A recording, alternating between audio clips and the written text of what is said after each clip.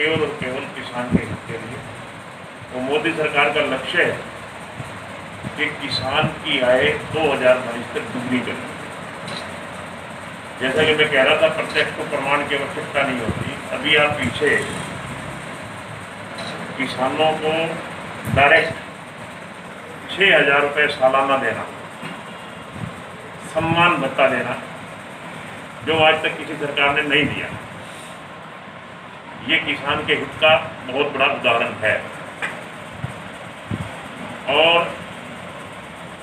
इन 3 अध्यादेशों के मायने भी यही हैं, जो आज तक किसान के साथ बिचौलिए व्यवहार करते थे और किसान की जो दुर्गति होती थी, उस दुर्गति से किसान को बचाना और बिचौलियों के चंगुल से छुटवाना, ये 3 अध्यादेशों के मायने हैं। मेहनती हैं, दिन रात करके उन्होंने, चाहे रात सुबह 4 बजे गए किसी के पास, किसी के पास रात के 11 बजे गए, पॉलीथिन बंद किया ना, मतलब एक अभियान चला। 90% मैं कह सकता हूँ कि पॉलीथिन बंद हो गया था। उसमें अब क्या आया, बरगलाने की बात कर रहा हूँ। ब्याणा साहब ने पॉलीथिन की फैक्ट्री लगा दी जी, दूसरे की, कपड़े वाले की, इसलिए बंद करवा रहे। कोई बोला जी SDM ने फैक्ट्री लगा दी इसलिए बंद करवा रहे। मतलब मेरा कहने का, जिसका काम बरगलाना है, आज वही बात किसान के हित के लिए मोदी सरकार कर रही है, मगर कांग्रेस पार्टी अपनी राजनीति करने के लिए किसानों को बरगलाने का काम कर रही है, बहकाने का काम। ये फैक्ट्री की तो बात। मैं जनरल वत्स, राज्यसभा सांसद और वैसे रहने वाला हंसी हफ्ते का पुराना गांव का। और ये जो अहम किसान हितैषी बिल मोदी सरकार ने पास किए हैं इस पार्लियामेंट के सेशन में, बिल तो और भी पास हुए हैं, इनमें वोट डाल के आए, मतलब उन्हें पास करवाने में बतौर सांसद हमारा योगदान है। और यहाँ आने का मकसद हमारा ये है कि हम बिल तो पास कर दिए, उसमें कुछ अपोजिशन पार्टियों ने किसानों में कुछ ऐसा भ्रमित करने की कोशिश की है।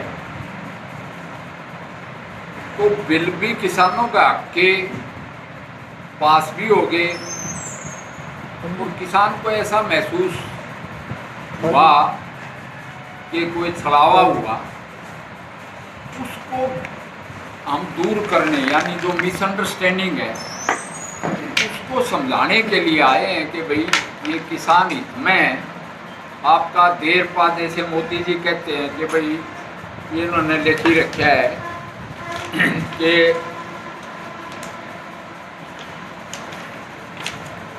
वो कहते हैं कि भाई हम शोर शराबे की बजाय असली मदद करने में विश्वास रखते हैं और किसानों को सशक्त बनाने, यानी कि ताकतवर, किसान ताकतवर कैसे होगा कि उसको अपना जो फार्म प्रोड्यूस है, जो फसल है, वो आसानी से बिके और अच्छा भाव मिले और उसका एक्सप्लॉयटेशन ना हो। तो उन बिलों के बारे में पहले, क्योंकि सबसे बड़ा समझाने वाला जो मीडिया है, चाहे प्रिंट मीडिया है, चाहे सोशल मीडिया है और चाहे आप, उनका बहुत फोर्स मल्टीप्लाइंग रोल है।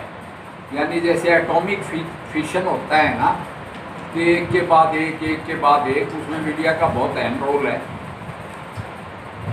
जैसा कि मैंने कहा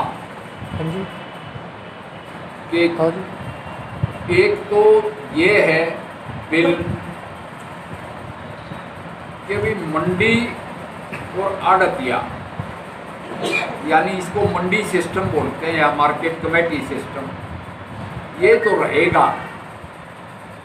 मगर कई दफ़ा ऐसा हो जाता है कि भाई फसल आ गई, हर एक की कोशिश ये होती है अभी अभी बिक जाए, तो बहुत भीड़ होगी मंडी में, लाइन लगी।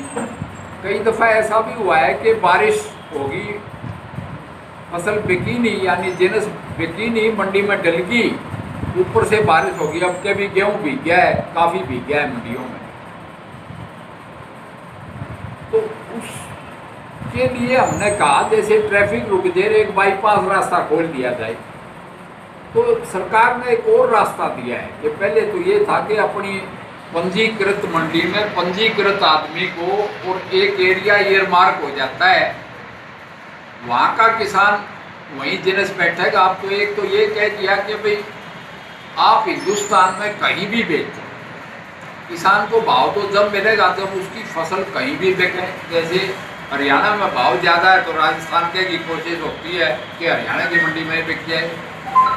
इसी तरह कि एक देश और एक मार्केट। और दूसरा ये रास्ता खोला है कि भाई सिर्फ मंडी नहीं, मंडी से बाहर भी किसान की फसल खरीदी जा सकती है और किसान बेच सकता है, अगर किसान ऐसा चाहे। ये तो है कि इसका फायदा कैसे होगा कि एक तो मंडी सिस्टम का पैरेलल देखो। एक तो बात मैं बड़ा क्लियर करना चाहता हूँ, हम यहाँ एक सड़क बना रहे हो, अभी तो सड़क मंजूर हुई है। जैसे पहले ज़मीन एक्वायर हो, फिर पेड़ कटाएं, फिर माटी डले, तो ये दूसरा सिस्टम वही है कि इसको अभी अमल में आने के लिए टाइम लगेगा। हाल घड़ी तो आप देखोगे फसल तो सारी मंडी में जा रही है और आड़तियाँ के थ्रू जा रही है। तो हम कहते हैं जो दूसरा सिस्टम खड़ा किया जा रहा है जो विदेशों में है, उसको खड़ा तो इसलिए किया गया कि भाई मंडी पे प्रेशर कम हो, उस पर दबाव कम हो और एक किसानों को दूसरा रास्ता भी मिले ताकि मंडी सिस्टम के साथ में मुकाबला, कंपटीशन हो, प्रतिस्पर्धा हो, तो किसानों को और ज़्यादा सहूलियत मिले। जैसे मंडी में जो है किसान को छोड़ के आनी पड़ेगी जिन्हें, उसका भी किराया लग जाता है, मंडी का मार्केट का भी चार्जेज है, और वो अपने उसकी खेत में खड़ी बिक जाए तो उससे सुलभ रहता है और चार्जेस भी कम है। और आपस में मुकाबले में अगर किसान को भाव बढ़ के मिलता है तो और भी अच्छी बात। एक दूसरी बात है एमएसपी की। ये प्रचार दुष्प्रचार किया गया, किसान की तो ऐसी कोई, सरकार की ऐसी कोई मंशा नहीं थी कि एमएसपी खत्म किया जाए, यानी मिनिमम सपोर्ट प्राइस। मगर ये फैल गया कि एमएसपी खत्म हो जाएगा, मंडियाँ खत्म हो जाएंगी, ये खत्म हो जाएगा, सारे अडानी अंबानी आ जाएंगे। ये तो ईस्ट इंडिया कंपनी की वाला काम, ऐसी बात नहीं है। एमएसपी लग के आ गया, धान का भी लग के आ गया, खरीफ का भी लग के आ गया और पिछले साल से ज़्यादा लग के आया। एमएसपी एक वेरिएबल चीज़ है, वो तो आए साल आई फसल पे एमएसपी आता रहेगा। ये हमारी सरकार की गारंटी है। मोदी साहब ने भी खूब ठोक के कह दिया कि भाई एमएसपी है, एमएसपी रहेगा। तो उसके बारे में भी मैं आपके थ्रू ये किसानों का जो है एक संशय, एक भ्रम कि एमएसपी नहीं रहेगा, एमएसपी रहेगा। और एमएसपी लग के आ गया, एमएसपी से ऊपर जिन्स बिक रही है, अभी धान भी बिक रहा है और एमएसपी तो पूरा बादरे तक का, द्वार तक का, मूंग सब जाएगा लग के आ गया। वो लिस्ट है एमएसपी की हमारे पास। बिल में कहीं जिक्र है सर? है बिल में जिक्र था, आपने पढ़ा होगा। वो आपके जवाबों का क्वेश्चन का मैं जवाब पढ़ा नहीं, मैंने बिल पास करवाया है।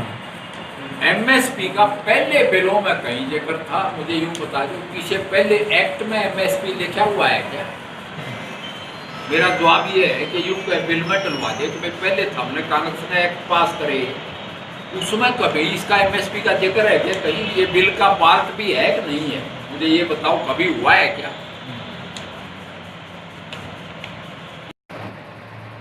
एक किसान वैसे तो कर नहीं सकते अपना, क्या है ये कोविड की वजह से, मगर एक सोशल डिस्टेंसिंग ट्रैक्टर रैली करेंगे हम।